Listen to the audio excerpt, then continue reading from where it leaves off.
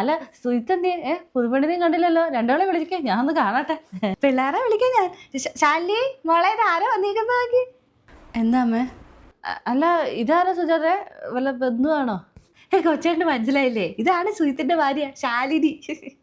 നീ എന്നാ സുജാത പറയുന്നത്? അതങ്ങ് വല്ലാത്ത മോശമായി പോയല്ലോ. അവൻ എന്നെ നല്ല പയ്യനാ, നല്ല വെടുത്ത് പിടിച്ചിരിക്കണ ചെറുക്കൻ. ആ ചെറുക്കൻ ഈ പെണ്ണിനെ കിട്ടിയുള്ളൂ. സോറി മോളെ ഞാൻ ഉദ്ദേശിച്ച് പറഞ്ഞല്ല. നിങ്ങൾ അവനൊരു ചേർച്ചയില്ല.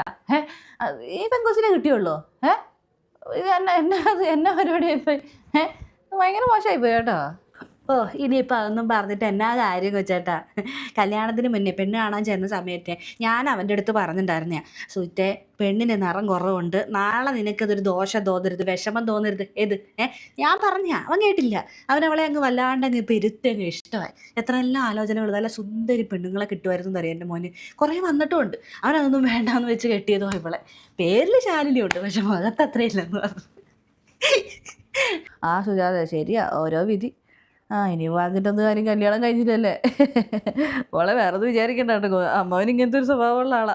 എല്ലാം അങ്ങ് ഓപ്പൺ ആയിട്ടൊക്കെ പറയും. അവരൊരു ആരാ എന്താണെന്ന് നോക്കുന്നൊന്നുമില്ല. സാധനം വെച്ച് സ്നേഹം വെച്ച് പറയുന്ന കേട്ടോ, വേറെ ഒന്നും വിചാരിക്കണ്ട. അതൊന്നും കുഴപ്പമില്ല. കൊച്ചേട്ടാ വന്നിട്ട് ഒന്നും തന്നില്ലല്ലോ. മോളെ ചായ എടുക്ക്, മോളെ ചായ എടുക്ക്. ശരി അമ്മ.